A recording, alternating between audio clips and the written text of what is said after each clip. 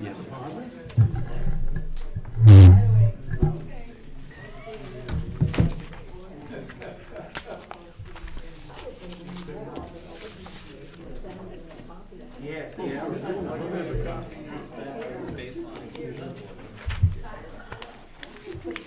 Okay, 5:30 having arrived, I'm going to call the meeting to order, and we'll start with the Pledge of Allegiance. Pledge allegiance to the flag of the United States of America and to the republic for which it stands, one nation, under God, indivisible, with liberty and justice for all.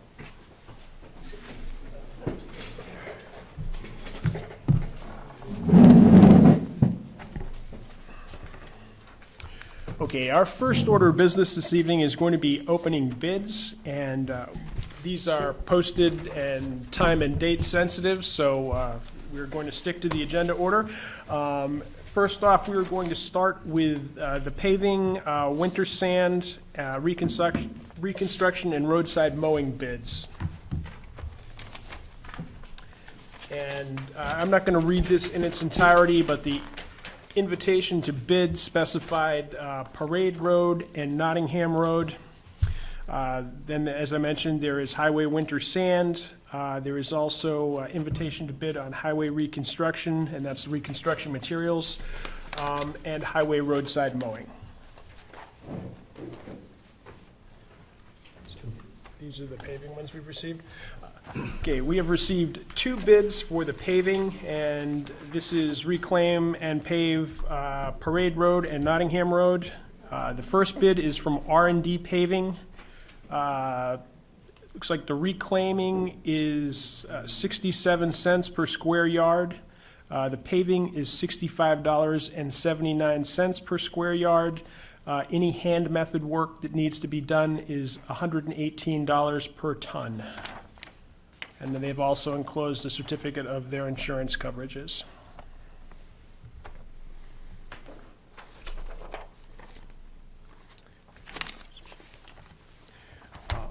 The second bid that we've received is from Continental Paving. It indicates Parade Road and Nottingham Road, reclaim and pave with a 2.5-inch winter binder. Reclaiming, they have got $1 per square yard for a total of $14,666. The 2.5-inch asphalt pavement machine method is $72 a ton with a total of $158.40. Their total bid is $165,506. There is no quote for any additional handwork needed. So those are the 2 paving bids that we've received. Was there a total on R&Ds, or did you just? There was not a total on R&Ds.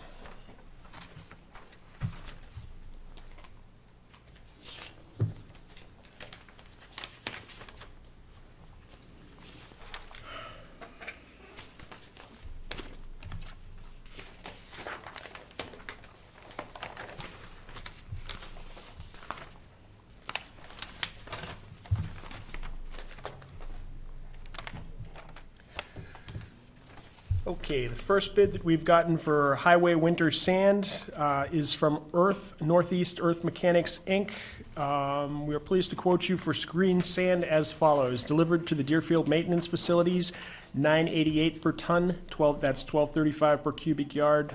A cubic yard is 1.25 tons.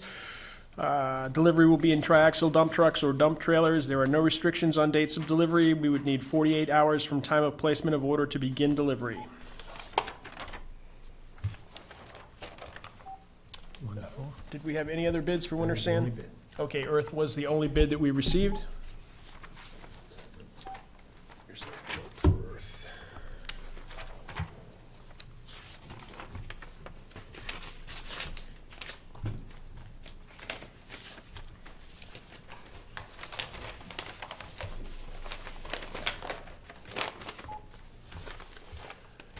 For highway reconstruction materials, the first bid I have is from, again, Northeast Earth Mechanics.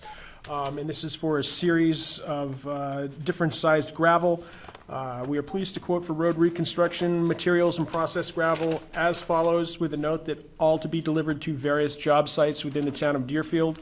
1.5-inch processed gravel, $11.48 a ton. That works out to $7.22 per cubic yard. For 3/4 processed gravel, $12.18 a ton. That works out to $18.27 per cubic yard. And for 3-inch minus bank run gravel, $10.48 per ton, $14.67 per cubic yard. Again, delivery will be in triaxle dump trucks or dump trailers, and they would need 48 hours from time of placement of order to delivery.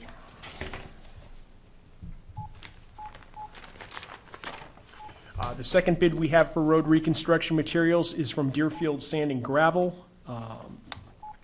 They have given us 2 quotes, one for on-site pickup and one for delivery. They've given us a little bit larger selection as well. For 3/4-inch crushed gravel, on-site pickup, $8.35 per ton, $11.10 delivered. For 1.5-inch crushed gravel, $8.25 per ton, $11 per ton delivered. 3-inch minus crushed gravel, $8 per ton if we $8.10 per ton if we pick up, $10.85 per ton if delivered. For 3/4-inch crushed stone, $11.40 per ton if we pick up, $13.40 per ton if delivered. 1.5-inch crushed stone, $11 per ton if we pick up, $13 delivered. And 6-inch minus crushed stone, $10.50 per ton if we pick up, $12.50 per ton if delivered. There is a notation that quantity is subject to availability. He also notes that the pit hours are 7 to 4 p.m., but there is 24/7 access in emergencies.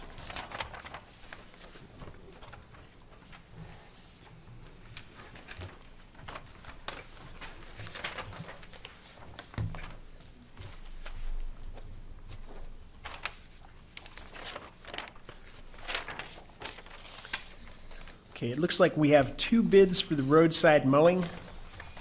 The first is from Sewell Enterprises, and they are out of Newmarket. Roadside mowing and brush trimming, 1 tractor with boom mower and 1 tractor with side mount mower. They've quoted a flat rate of $8,500. There's no further detail to the quote.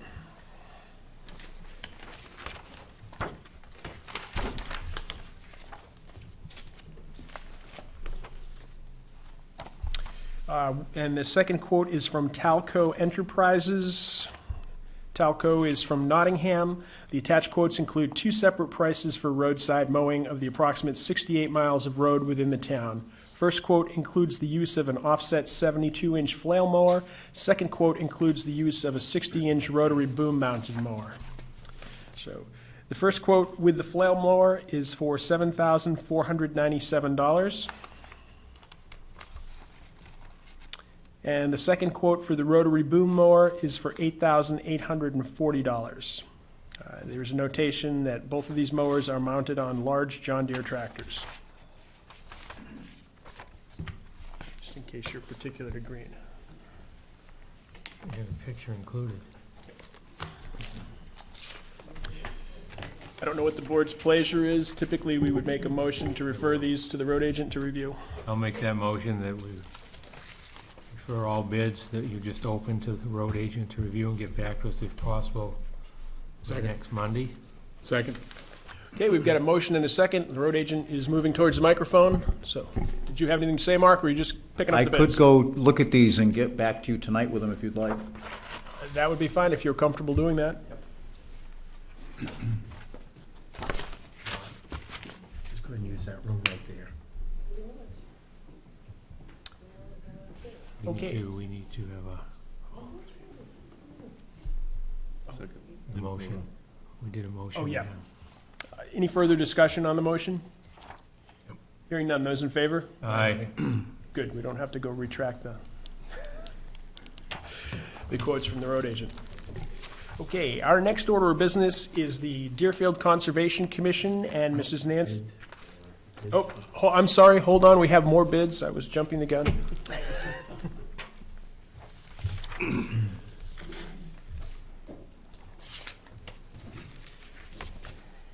Okay, the next round of bids is for town buildings and town grounds mowing and trimming. The invitation to bid included the George B. White Building, the Town Hall, the Philbrook James Library.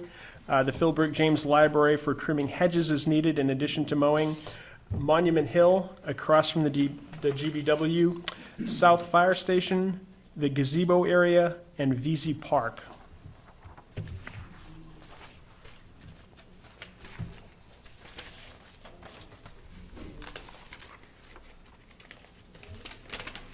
Okay, the first bid that I have is from Sean St. Pierre of Deerfield, New Hampshire, doing business as Blue Sky Landscaping. And Sean has quoted as follows: George B. White Building, $810 per season, and all these quotes are per season. Town Hall, $500. Philbrook James Library mowing, $540. Philbrook James Library hedges, $300. Monument Hill, $270. South Fire Station, $800. The gazebo area, $1,600, and VZ Park, $400, for a total of $5,220. And Sean has included his insurance information. What was that the total? 5220. Yeah, $5,220.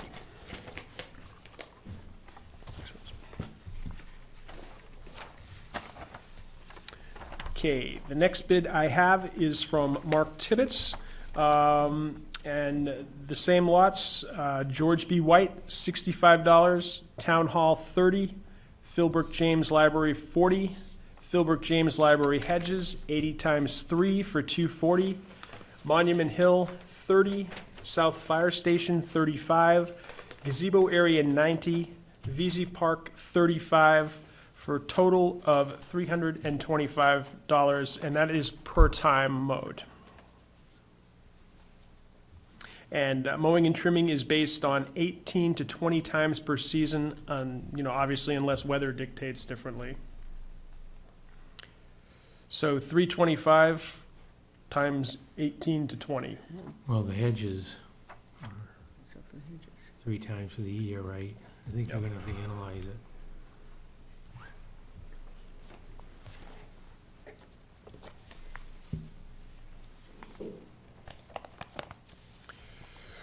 Okay, the next bid we have is from Doris Landscape Maintenance.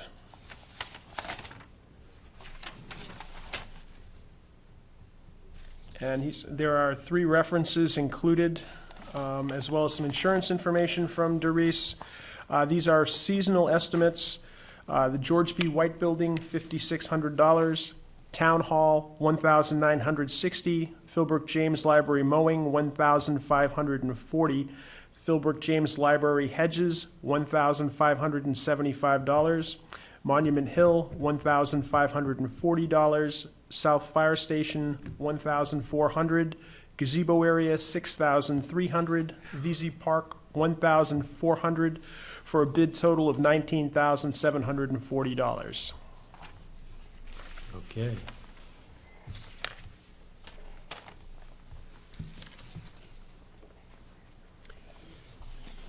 Okay. The next bid we have is from Tracy Westcott at ASAP Landscape and Design, LLC.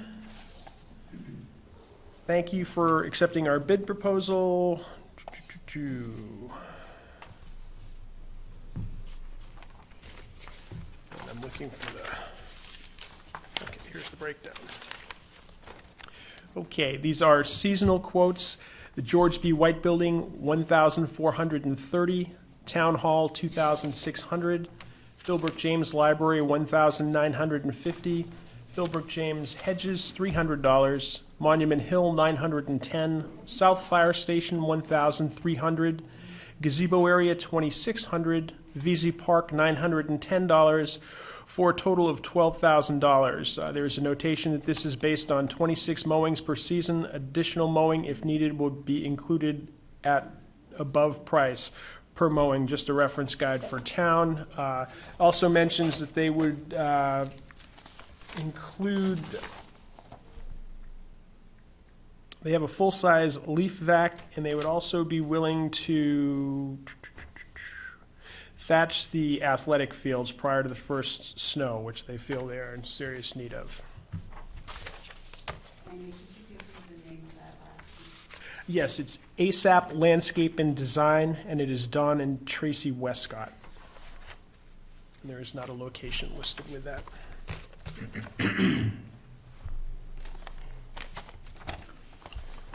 Okay, and the final bid I have is from TNT Landscaping, which is Tyler Partridge of Deerfield, New Hampshire.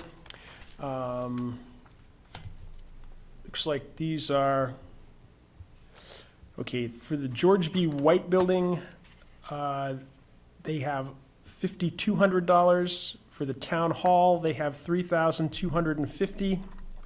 Philbrook James Library, $1,300. Philbrook James Hedges, $300. Monument Hill, $1,300. South Fire Station, $1,300. Gazebo area, $5,200. VZ Park, $1,875. For a total of $19,725. That's based on 26 mowings, with the exception of VZ Park, which they have quoted at 25 mowings.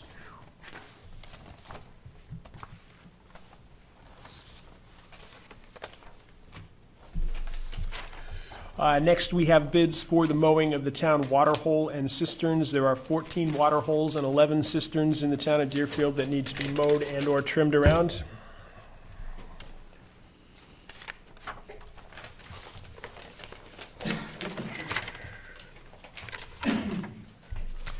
The first bid I have is from Sean St. Pierre of Blue Sky Landscaping here in Deerfield.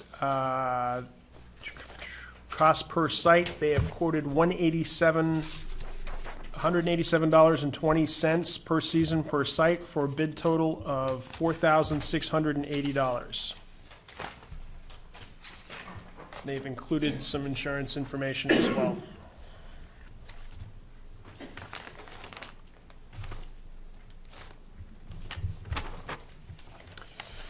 Okay, the next quote I have is from Mark Tibbetts.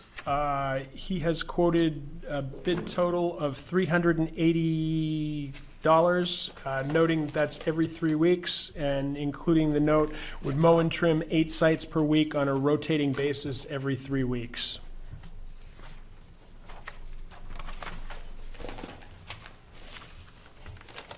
So do we do 380 times 8?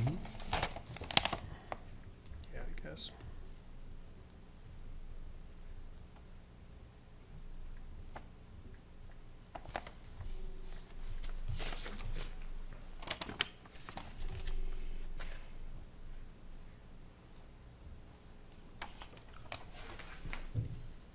Okay, and the next quote I have is from TNT Landscaping, Tyler Partridge of Deerfield. Flat quote of $3,000, 8 mowings per site for the year. He's included some insurance information.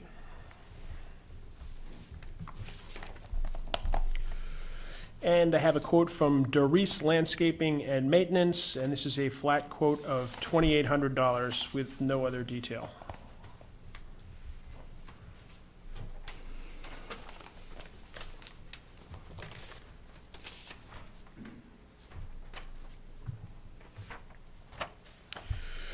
Okay, we have an invitation to bid for the transfer station and Transfer Station Hill mowing and trimming. The Transfer Station Hill is the sealed landfill.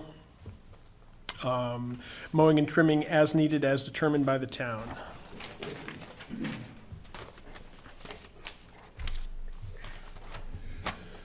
First bid I have is from Mark Tibbetts, and this is a lump sum of $40 per time weekly, estimated 2 mowings, total $900 for both mowings. And that's for the Transfer Station Hill, the 2 mowings.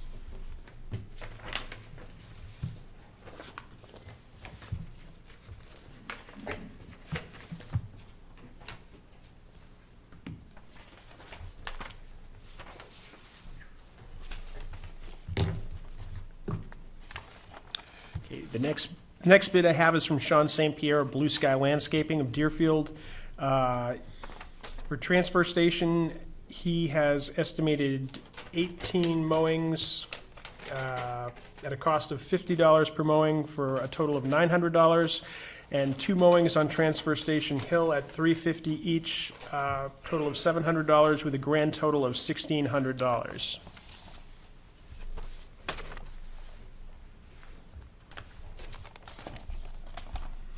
And the next bid I have is from TNT Landscaping, Tyler Partridge of Deerfield. Per time mowing at the transfer station, $125 for a total of $3,250. Transfer Station Hill, 2 mowings, $750 per mowing, total of $1,500 for a grand total of $4,750.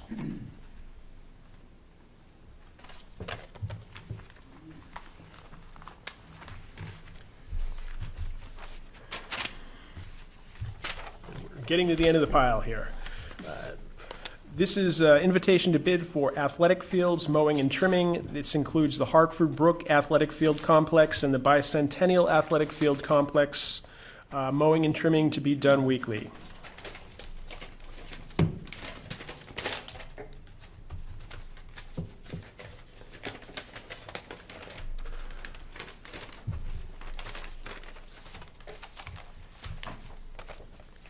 Okay. The first bid is from TNT Landscaping for Hartford Brook Sports Field. They have quoted $10,400 based on 32 mowings, and for Bicentennial Field, they have quoted $9,600 based on 32 mowings for a total of $20,000.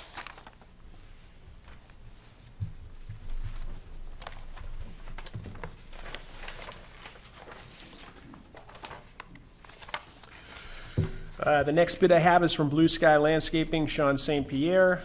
He has quoted $1,980 for the Hartford Brook Sports Fields and $2,300 for the Bicentennial Sports Fields, total of $4,280.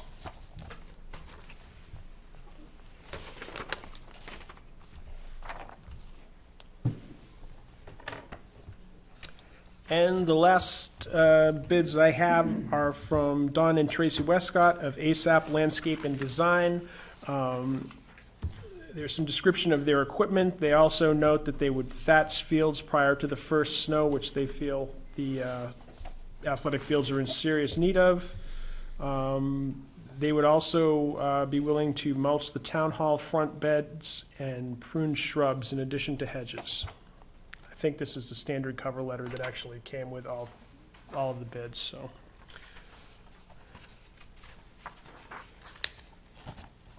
Okay, their quote, for the Hartford Brook Sports Fields, they're quoting $5,850. For the Bicentennial Sports Fields, they're quoting $5,200 for a total of $11,050. This is based on 26 mowings per season. Additional mowing, if needed, will still be included at above price. And they've included a reference sheet as well.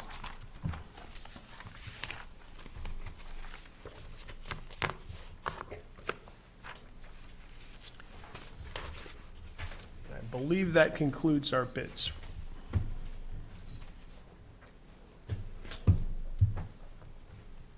Make a motion that they get turned over to,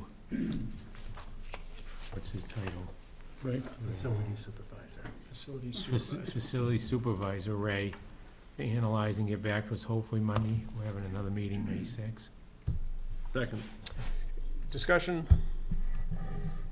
Hearing none, those in favor of turning the bids over to Facility Supervisor Ray Ellis for review and recommendation? Aye. Okay, it appears to be unanimous. If you could take those and get back to us, Ray, we'd appreciate it. Great.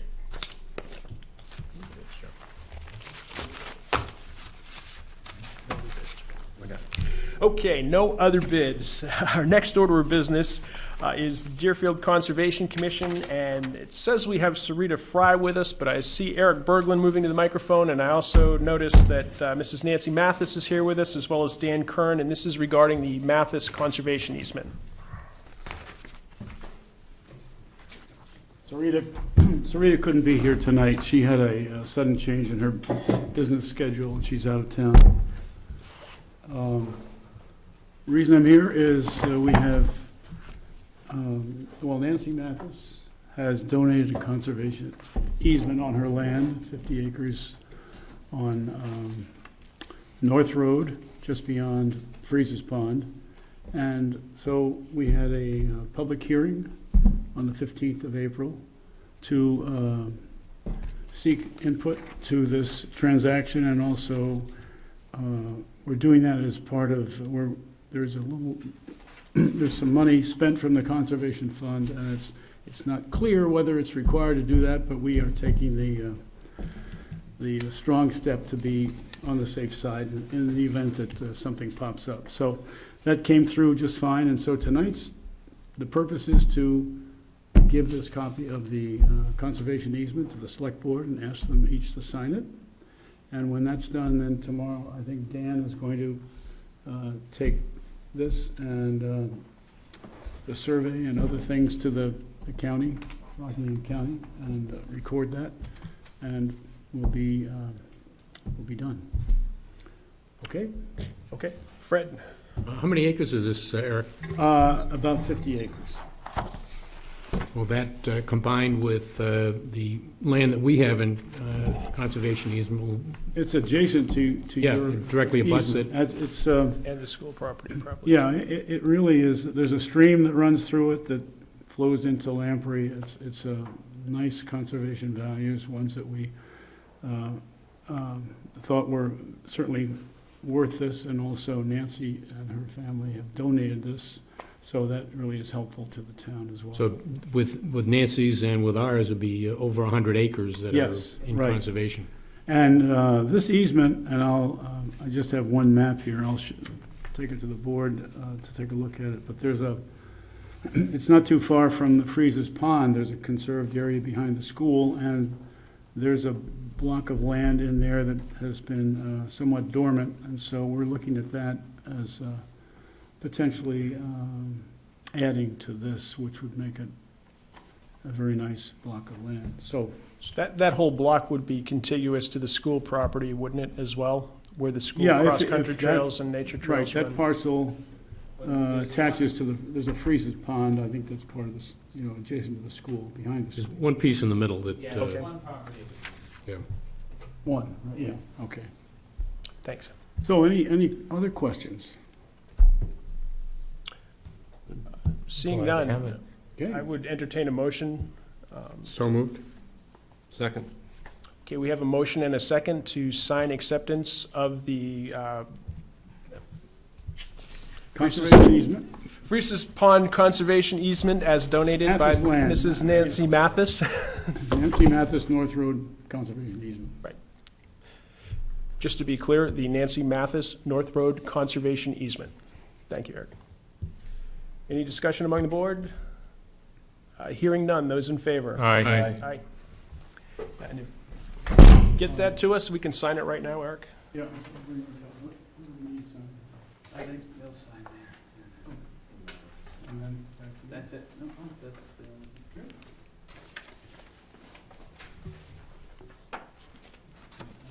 Thank you. Just this page. Just a top.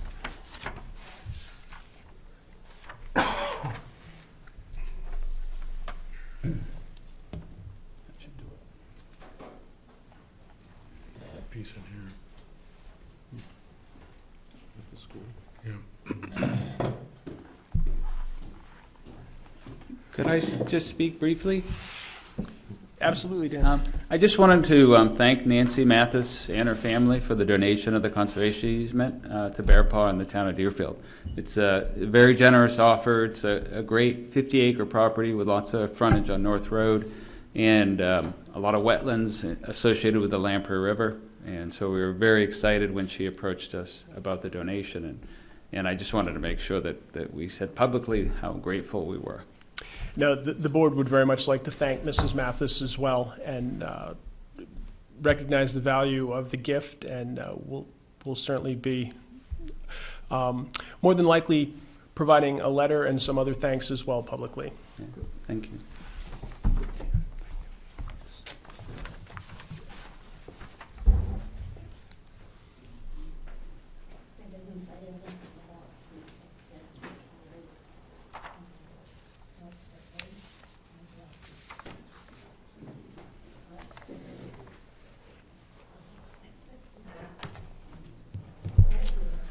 Okay, if that is signed, next order of business is review of outstanding minutes. And we have two sets of minutes from April 15th, 2019, that being for the public hearing regarding the Rainbow Bridge proposal and also our regular business minutes. Make a motion to approve the Rainbow Bridge minutes. Second.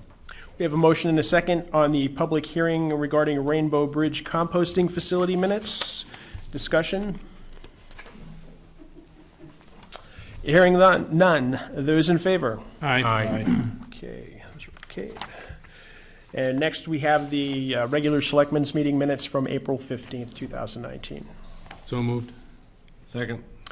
Got a motion and a second. Corrections or discussion? Hearing none. Those in favor? Aye. Aye. Okay, appears to be unanimous. Okay, vouchers and payroll.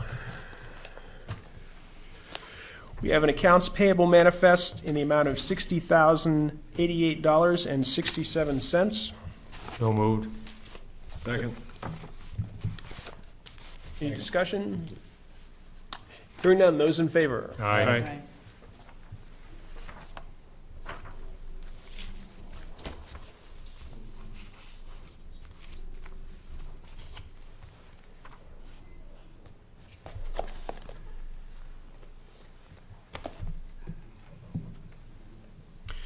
And I'll read for the record, we have a payroll manifest dated 4/22/2019 for a net payroll of $46,694.80, and I will note that this was signed by a majority of the board previously.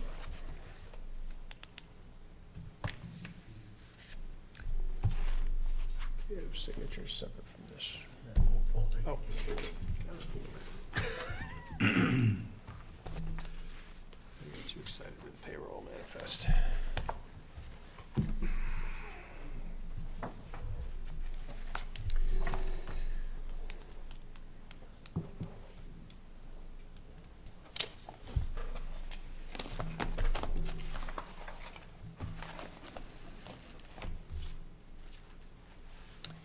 Do you know, is this still within the date? Did Sherry mention to you? That's why. Okay. We all done with Eric's? What? Are we all done with Eric's?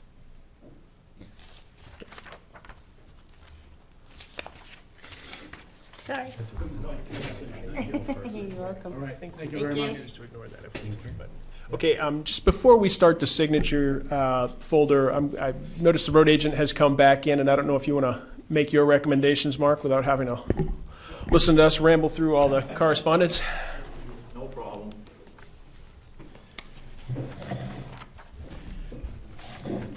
Want me to come back for that? Yeah.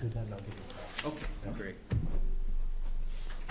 All right, after reviewing the bids, for the paving, I recommend R&D for the job. They were $6.21 less on the hot top mix and 33 cents less on the reclaim. So I recommend R&D for the paving for this coming season. So moved.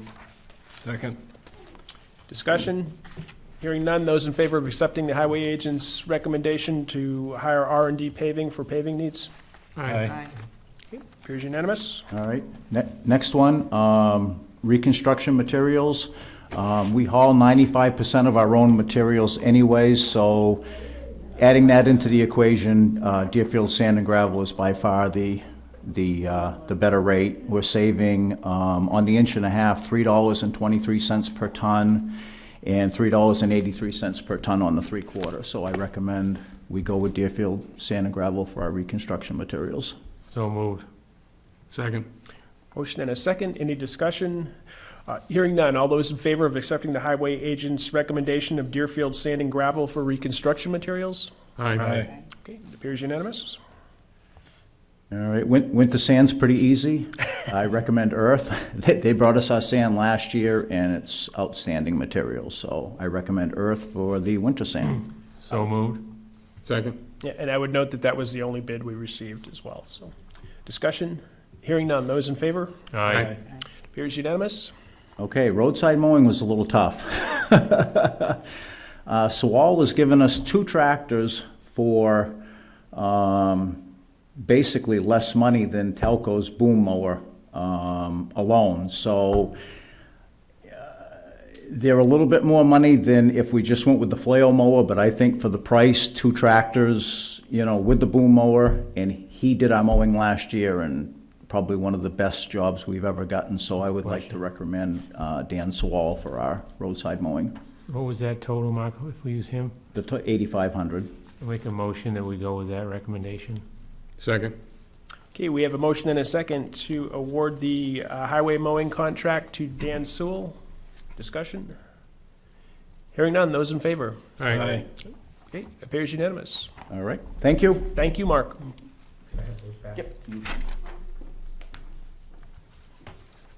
Okay, moving to the signature folder.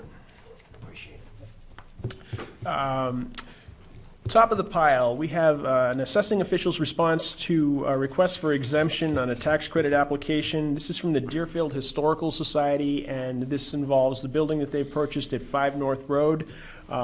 This has been submitted a couple of times. It was first submitted under the auspices of being an educational organization, which I believe Mrs. Sanborn and Avatar felt was the wrong category, and they have resubmitted as a charitable organization.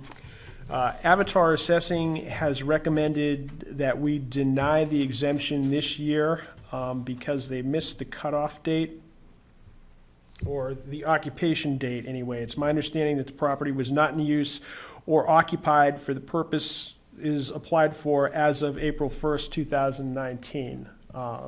And that you're supposed to be using the building or occupying it for the purpose you've specified by April 1st to apply for the exemption. The Board of Selectmen has the ability to override the assessors. I don't know what the board's pleasure is, or What's the dollar difference, Andrew? Do they have?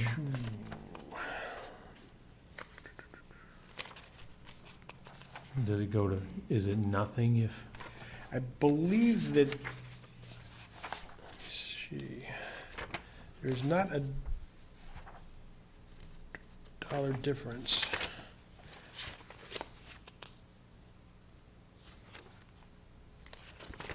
No, they've just included all their evidence that they are indeed nonprofit. Let me see what the Avatar letter says. Yeah, they were looking for an exemption for property taxes.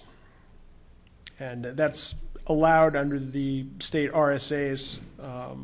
However, the stipulation that is holding up Avatar from recommending that is the fact that they applied for this on April 15th, and the building was not occupied as of April 1st because they are in the process of making improvements and updates to the building. So are they looking just for the first half right now? That's what that's for? I believe that is what this is for, but I assume they would also want to carry that Right. forward. Mm-hmm.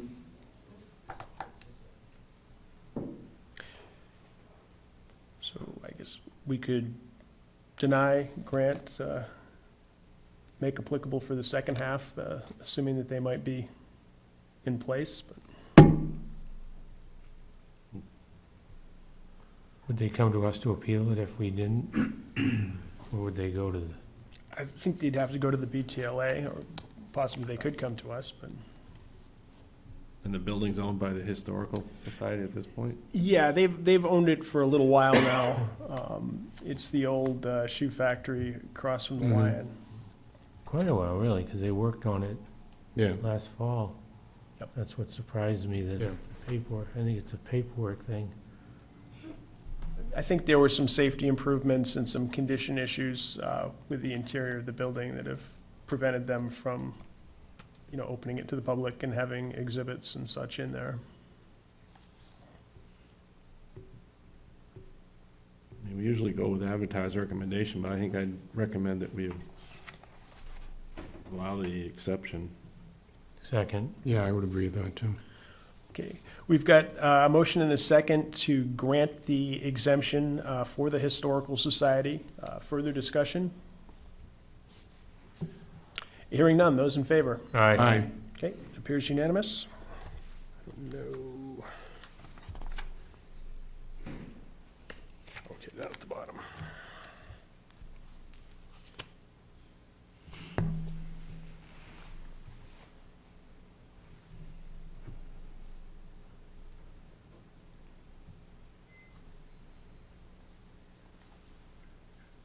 Yeah, and I guess I would note, even though we're past discussion, that that property had been vacant for some time, and I think it's a benefit to the town to have Definitely. That's a town. somebody in there improving the property.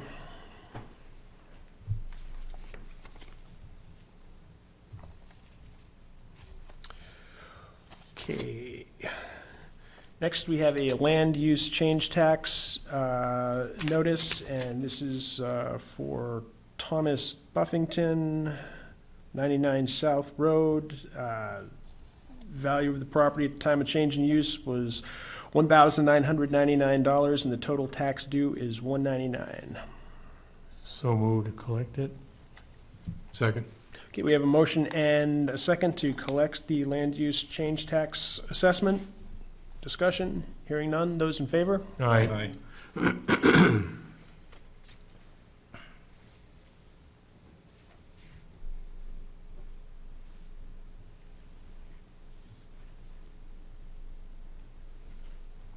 places.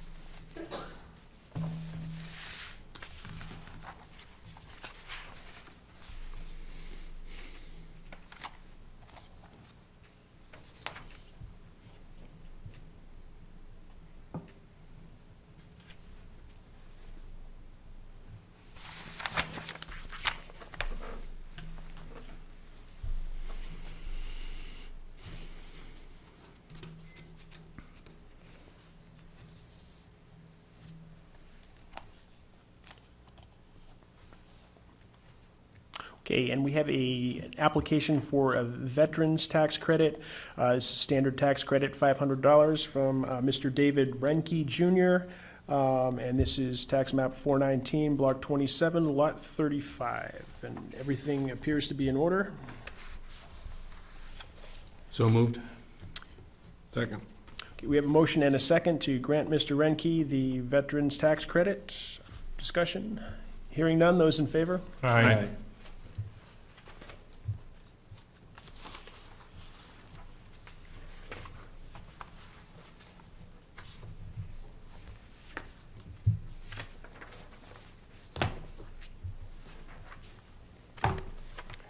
Just one signature line.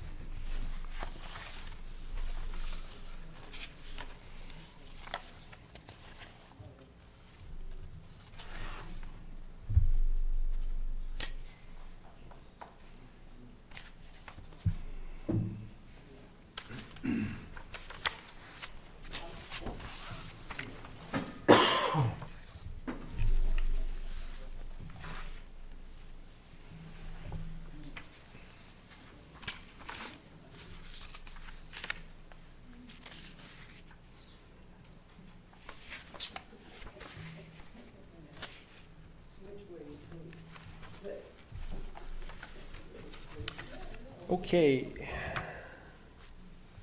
Next up, we have a service agreement between the town of Deerfield and Mrs. Ruth Hanrahan of Northwood, and this is in regard to the cleaning of the George B. White Building.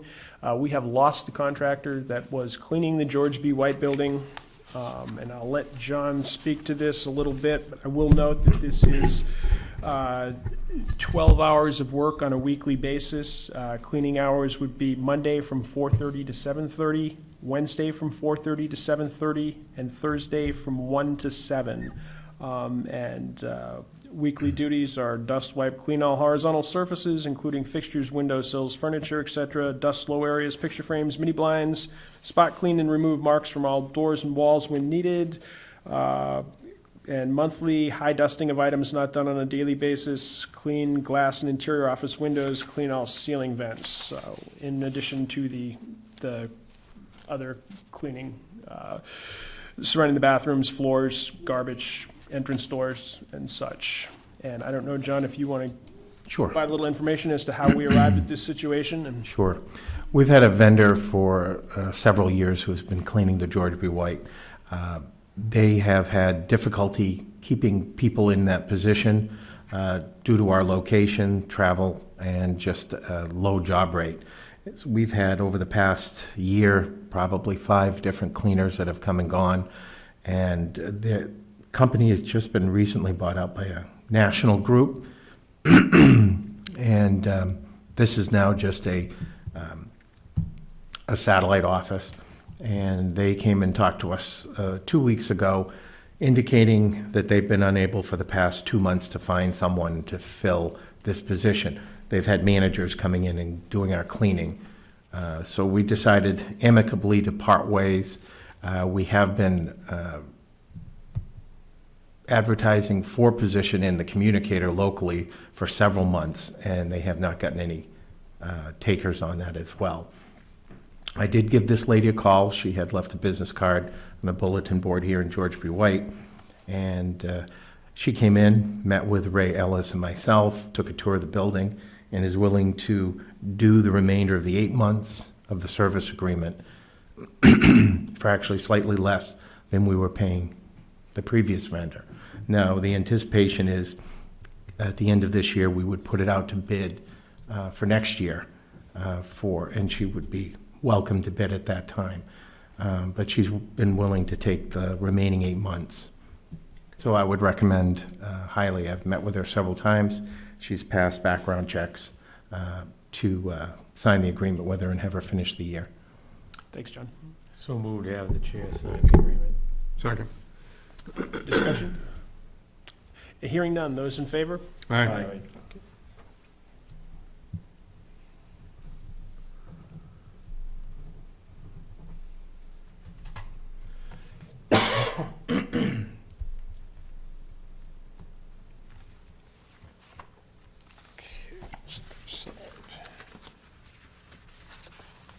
Okay, the next 2 items we have come to us from the Heritage Commission, and this is the Heritage Commission looking to appoint 2 members, those 2 members being Richard Bover and Errol Rhodes, who also happen to be neighbors, but Yes. and I was at the Heritage Commission meeting at the as the Board of Selectmen's representative, and can ascertain that they were indeed nominated and put forward by the commission. So I would need a motion to appoint these 2 gentlemen. I'll make a motion for those appointments. Second. You have a second discussion? I did mention to them at the meeting that we may do extensive background checks on both of them. It didn't seem to frighten them. Those in favor? Aye.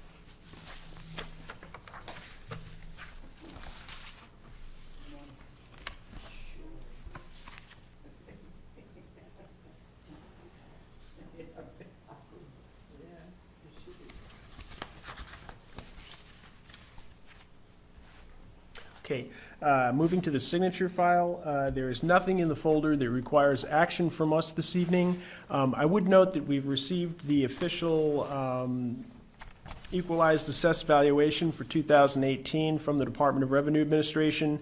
I'll just read those values for the public record.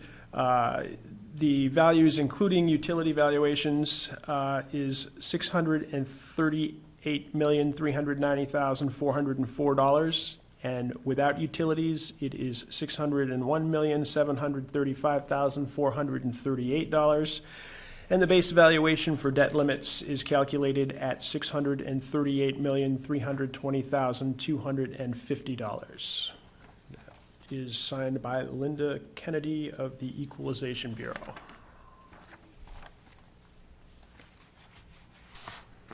I would also note, I think we all got letters from Rockingham Nutrition Meals on Wheels program asking us to participate in the 16th annual March for Meals campaign. And I don't see the date of the campaign, but there is some Any information. date on there either. I think April and May were. It would be easier to participate if we knew when it was, but there is, there's a web address and a phone number you can call, so if folks are interested. It does say April, and during April and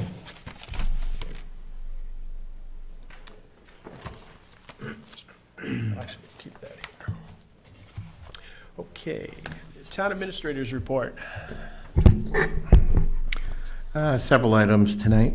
One, I'd like to present to the board their wishes to move forward with the RFBs for the George B. White roof replacement and town hall painting.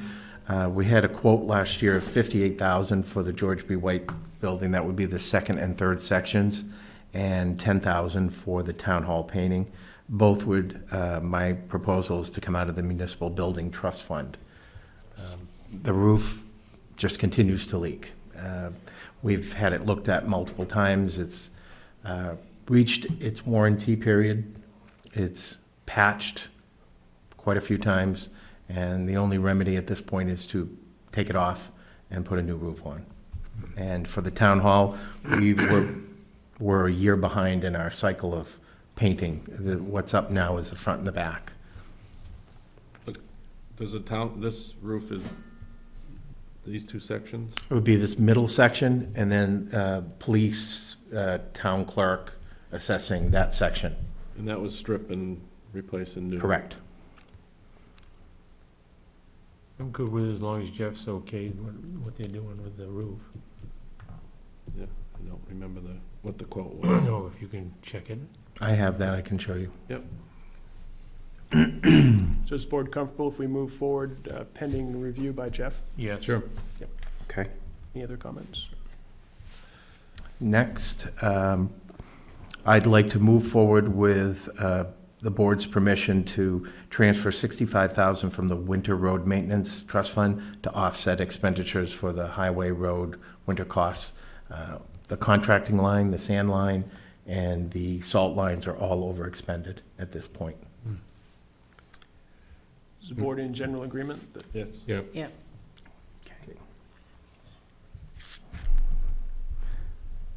we created it for? You all had a copy of the Primex report. They came around town and were shown the Highway Department by Carl Ower to do just risk analysis. Nothing that they found did not meet their recommendations, but they did have some long-term recommendations. There were 3 items. They have waste oil barrels in the back of one of the bays. They recommended a barrier to prevent any vehicles from accidentally damaging the barrels and having a spill. Also to put in a containment area, which basically is a raised platform that the barrels sit on. Should there be a leak, it goes into the containment area rather than onto the ground. And the third was a long-term goal, which is to install a sprinkler system, which I have to send back a reply to Primex by October. I will put in there that the town will be planning on that, but it is probably a long-term fiscal Yep. item. But the other two, I've talked to Mark, we can probably take care of this year, and at least resolve those two recommendations. The cemetery bids will be forthcoming. They were delayed. They're still negotiating with the vendors that did apply, so I'll bring those to the board as soon as they recommend a cleaner. And if I could have a minute, I want to read something from Denny Gregg as a public thank you to everybody that participated over the weekend. Thank you, one and all. Thank you to all of you, the wonderful residents who participated in the townwide cleanup and luncheon on Saturday. Special thanks to the Highway Department's Matt and Paul Kimball, who kept our crew safe and picked up the many blue bags of trash. We are grateful to the police chief, Gary Duquette, and officers Alex Millay and Lucas Bernier, who also pitched in on the cleanup. Everyone enjoyed a great lunch thanks to the Blue Bowl, the Lazy Lion, Judy and George Marshall, Paula Dushano, Sherry Godleski, Lusky, and Melissa Zeich. Finally, a thank you to the many town residents who work to keep our Deerfield roads clear of litter all year long. New Hampshire and the Beautiful provides us the blue bags, and if you'd like trash bags to tackle the roads near your home, you are welcome to come pick them up at town offices. Great. Thank you, John. Next is unfinished business. Anything? Yes, Fred. Yes, this would be under old business. The last meeting, we had talked about contacting Southern Hampshire Planning Commission with regard to their developing a road surface evaluation or assessment program. And I did send an email to them, and they're going to look into what the cost would end up being. There will be some cost associated with it. It'll be a 50-50 cost sharing, half to the town and half would be picked up by Southern New Hampshire. But they're going to get back to me what that cost would end up being. Good, thanks. The other thing I think, and maybe John or I can check too, I have a recollection of the New Hampshire DOT doing townwide surveys as well. I think probably a little more informal than the pavement density and quality studies that the Planning Commission has done, but that might be a lower cost option if the other seems prohibitive. Yep. Thanks, Fred. Other unfinished business? I have a couple questions. I don't know Yeah. if this is, This is a fine time.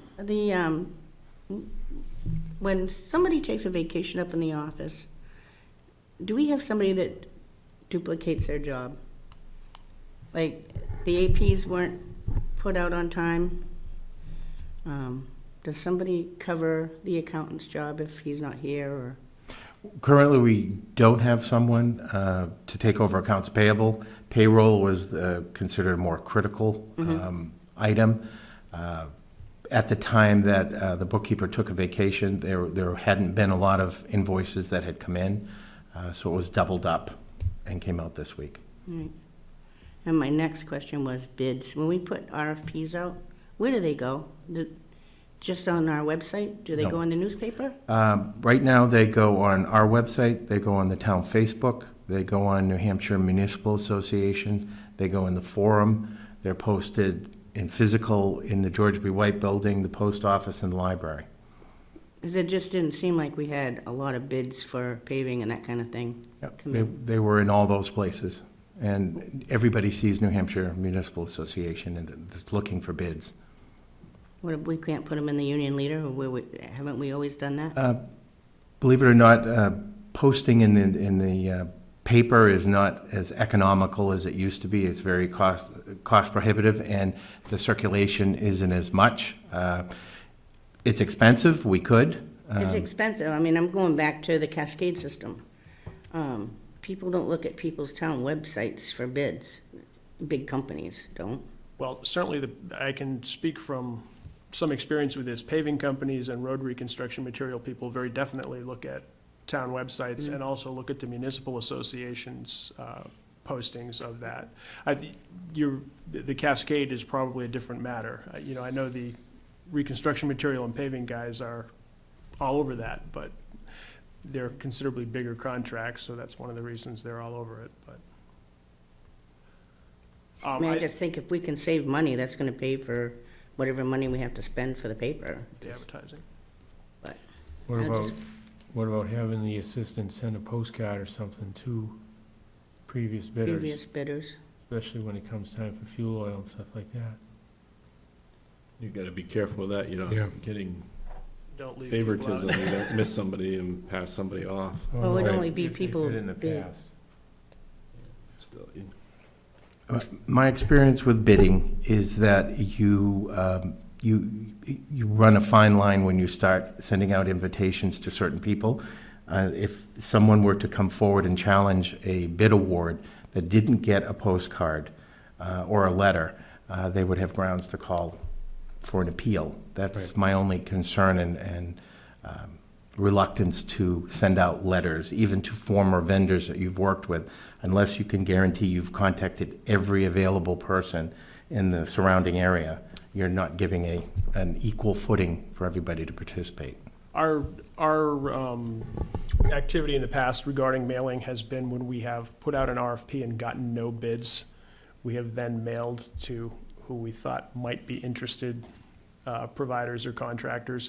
But I think we can certainly, on a go-forward basis, if we're putting out RFPs, we can decide whether we think it is going to be in our best interest to put that in the union leader as opposed to, and we can certainly discuss that before we put them out.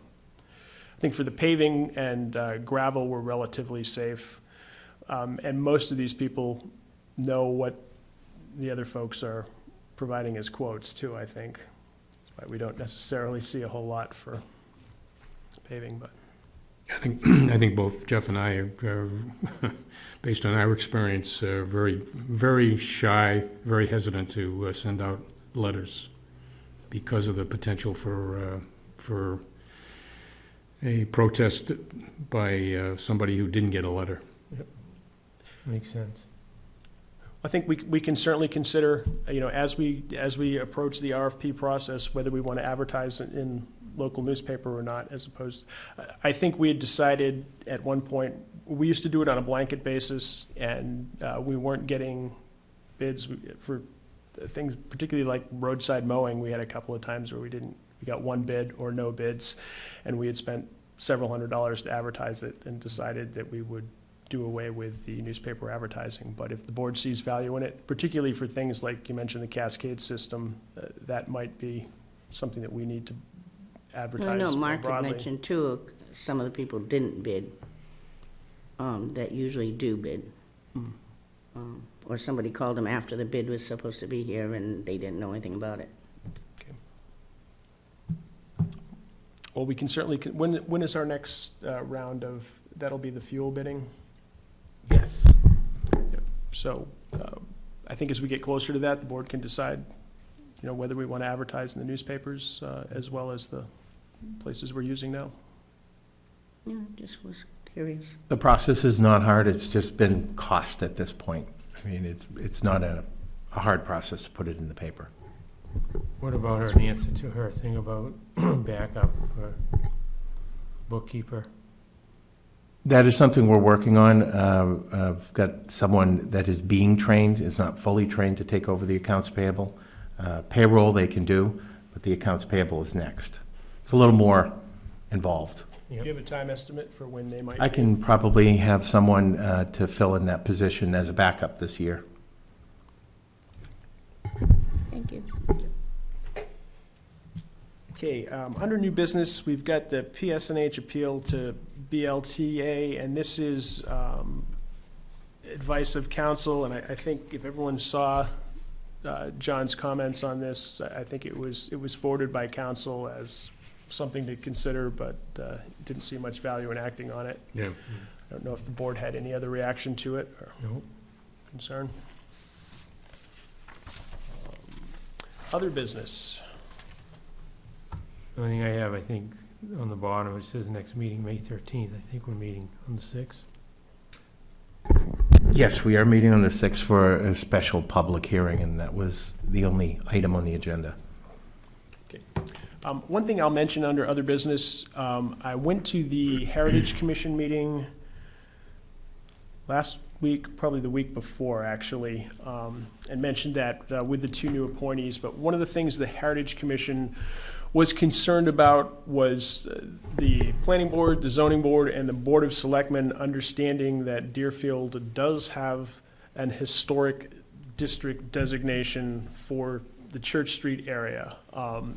I had been contacted prior to the meeting about why the Board of Selectmen, the Planning Board, and the Zoning Board weren't more conscious of this, and I pointed out that my understanding was that we are actually listed as a historic district on the National Register of Historic Places, which has no particular local teeth. Essentially, what that means is if the federal agency or a business or individuals partnering with a federal agency want to change a building or put a new building in our historic district, they have to comply with certain criteria to do that. It has no effect on individual property owners, local property owners, local zoning and planning regulation. We met and everybody came to an understanding that that was what we had, but they do feel it's important to note that there is actually a historic district in town that's listed on the National Registry. We don't have a locally recognized historic district, and we don't have a statewide recognized historic district, but they wanted to get that word out, and the Heritage Commission, I think, will be reaching out via mail to the Board of Selectmen, the Planning Board, and the Zoning Board, making sure that all three boards are aware that we are listed on the National Historic Registry as having a historic district. Mr. McGarry. The planning board at one point was looking to establish a village district, which included some guidelines with regard to construction of buildings and within the village district. Conceivably, we could act on establishing I think we would have to do two steps. We'd have to have a historic district commission, and which would be appointed by the Board of Selectmen.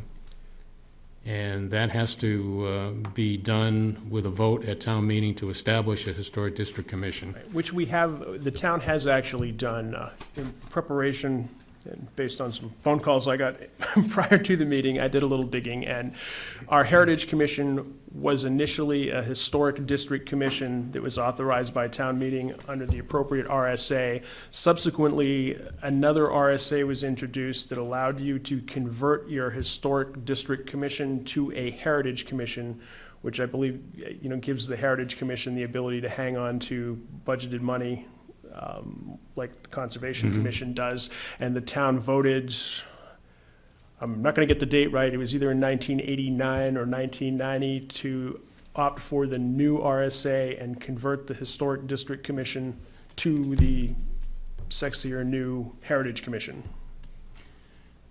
Would the Heritage Commission have the same authority that the Historic District Commission? I believe in my review of the RSAs, and Dick Bovair felt too, that it would.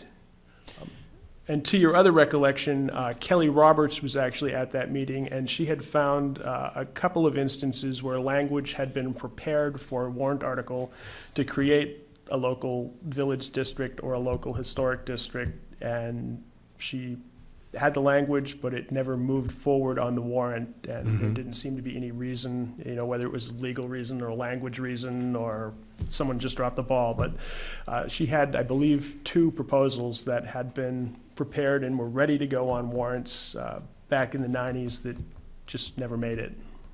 As my understanding is that the Historic District Commission could make a recommendation at town meeting to establish an historic district, and then also put together some historic, basically regulations for the district itself, which would have some control over how the buildings within that district are handled as far as replacement or remodeling or whatever. But some people have the misconception that it is highly restrictive, and it's only as restrictive as the Historic District Commission recommends to the town. So that's that's something that conceivably the planning board could work on, but I think it would probably be better to come from the Historic District Commission as a recommendation. And I think that you're likely to see a request from them to speak with the planning board. Okay. It was also noted that of the half dozen or so historic buildings in the historic district, it's only partially historic district, that 2 of them are now gone due to fire. Oh, right. Other unfinished business? Hearing none, I would move to citizens' comments.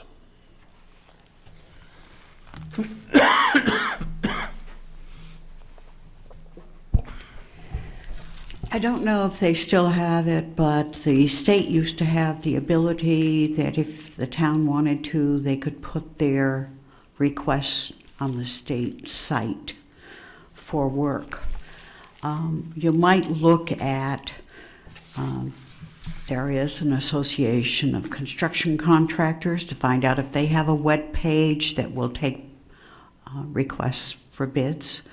And you might look at the Builders Association for like roofing or such. So those are out there, and I think it would be a good idea to make a contact with them and see. They probably would be more than willing to put a web page on their site for towns to post bids. It's something we can do. To Cindy's question, the supervisors of the checklist went to the legislature and asked them to remove the law that made us put a notice that we were going to have a meeting, because we never got a person who read it. And that's basically the problem with all the legal notices in the Union Leader for foreclosures. They don't see some little legal notice. Same true with the Concord Monitor or some of the other papers. It was like $88 for a little ad like that for the supervisors, and I felt that that was too excessive, and they introduced the law and changed it so you no longer have to put legal notices in, but you do have to post them. That's just some ideas. The second thing is I want to voice my displeasure with the town's new website. The fact that historical data has not been kept. There's no longer the list of years of minutes and so on and so forth. And I think a website for a town should certainly have historical data, whether it be the Conservation Commission or whatever. I'm still finding my way. I called John to finally find where in the hell the agendas were. It says minutes and. You've got to click on that to find agendas. But how in the hell do you know that's where the agendas are going to be? So for the money we paid, I find it really lacking. And before you go doing another website, I would suggest we start looking at other towns. There were a couple I've gone to for information, which I told John I would get back to him with, that were much better than ours. Thank you. Other citizens' comments? Motion to adjourn? Second. Those in favor? Aye. We are adjourned. 6:45. Looks like somebody's waiting.